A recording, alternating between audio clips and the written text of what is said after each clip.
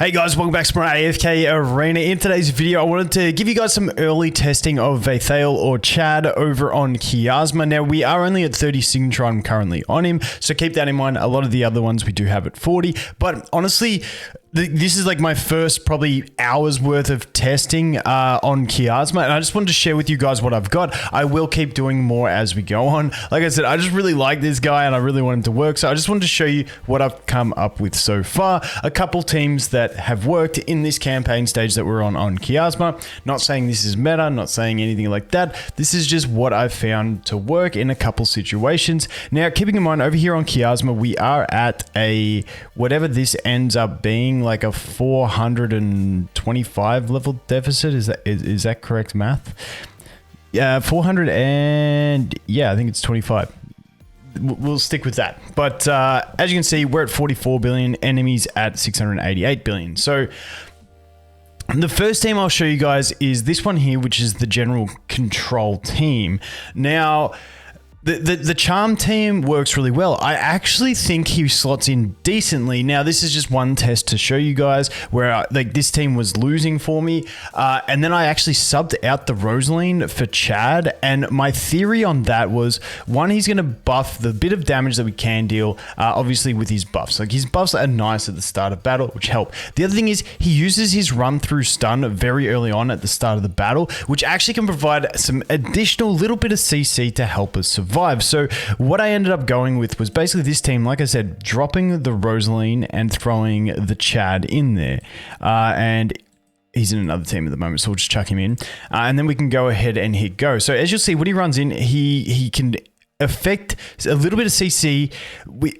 I don't know why exactly it works. So obviously we failed this time. Damn it, it worked 2 times in a row before recording. I was hoping it was going to work perfectly, but let's jump in again.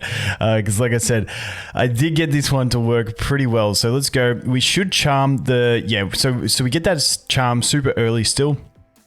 And once he ults, he just becomes an absolute beast. Plus, he deals some, okay damage for this team. As you can see, we do lose the Khazard, but it's not going to be the end of the world. We should be able to still chain. And basically, the idea is, instead of endlessly having to land that charm and rely entirely on the charm cycling through, you also have him with his infinite stun loop. That can be another option. So any enemies that are in his range are getting infinitely stunned anyway, and you just need the rest of the team to basically deal with, whatever gets through. So as you can see, damage, like his damage in this one isn't that insane, obviously with Zorath and Mahira doing the most damage, but it's still enough to contribute to the team. So one, he's contributing damage. Two, he's contributing a second source of CC that doesn't entirely rely on the charm landing.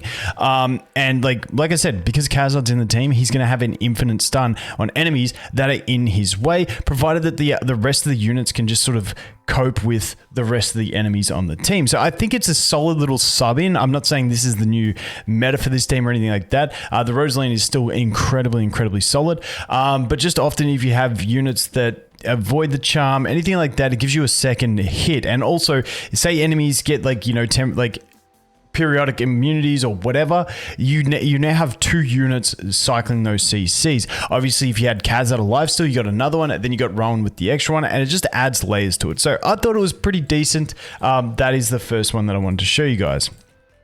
So let's exit out. Let's jump over to this team. So this team was a very interesting team. I was playing around with this. I was originally using a Ulna Grizzle team on this, and actually struggling with it. So I decided to swap it up, and I went through a lot of iterations before I wound up here. But this is where I wound up at with the team. Now I have cleared it with this. We'll have to see how this goes. I was doing this with the Rock Lizard. I thought the Rock Lizard would be a good beast to give us some mitigation at the start, because our 2 front rows aren't the tankiest. However, we were getting timed out and we weren't killing the Grizzle in time, so I decided to put the Owl in there. The idea with the Owl was to extend the battle time to give us enough time to kill, but Owl also buffs our damage, which is going to help us as well, and we actually ended up clearing it pretty quick. But the general idea with this team is, one, I was basically looking for, we had Odin and we had Fane, and these two, I like to think of them as very good splashable units around different teams just because they have really good control. We have the logs rolling through, which are going to fear enemies and push them back. Now, the logs in this one became a thing because I found that I was struggling to deal with the Isabella when she ults. We were just getting melted. So use the logs to push the Aioli back to allow us to get into the range where we can start stunning the Isabella. Odin, obviously, just to keep grouping, and once we've got them grouped, then we're going to get those stuns. And basically, the idea was that we could infinitely stun lock with this team. Once we had logs rolling, once we had Chad using his ultimate and doing his like run through, and then we had Odin portals. That was the general idea that I was trying to get across here, is to just try to infinitely stun the enemies. Now, Awakened Souls, I feel like really synergizes well with him. I haven't like confirmed this through seeing numbers, but my thought is that this one increases the max health bonus Veithael receives at the start of the battle. His health percentage remains unchanged, and then every 1% bonus to his max health. And the way it works is, and then his allies get it at level 30, and through the skill, I can't remember which one it is, I think it's this one, or whichever one it is, basically it says like overhealing contributes to that max health thing. So I don't know if this is exactly how it works. This is the way my brain's working. The idea is that we continually overheal him with Solace, meaning we maintain maximum effectiveness of his buffs that he provides to the team. That was the idea there. Then we put in Tresnor. Tresnor was another way for me to try and get at that Isabella, because like I said, the Isabella was being a real pain to me. So he was just another way to do that. Plus, the good thing about Tresnor, and like probably like the one great thing about him, is if he dies, he gets another life. And because we're doing like a more of a control-based team, the idea was that even if he does die, we can he takes a little bit to come back, and hopefully by then we're chaining some CCs and he can actually just like have some effect on the battle. That was the basic gist that I was going through there. So let's chuck the team on go and see if we can get a win second time in a row. So there you go. Tresnor dropped. I'm pretty sure he dropped. Not too sure exactly, but okay, he's died now. So we may not have his effectiveness in there, which may slow down the team. Last time I did it, he did survive. So let's see how this goes. And like I said, I left the owl in there. We were using the rock lizard. We just didn't have the damage. We were getting timed out. And as you can see, like it provides like a pretty good CC chain where, we've got the logs rolling through with the fear, the horrified type effect.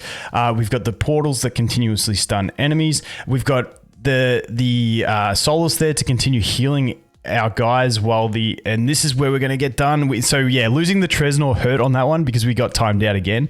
So let's just jump into that one again, see if Tresnor can survive, and then we should be pretty good. Okay, Tresnor lost his horse. And then Veithael died on that one. So let's go again one more time. If not, I'll do a couple tries and get it for you guys. But then, yeah, the idea is we then have them completely grouped up. We have the stuns rolling. We have the logs rolling.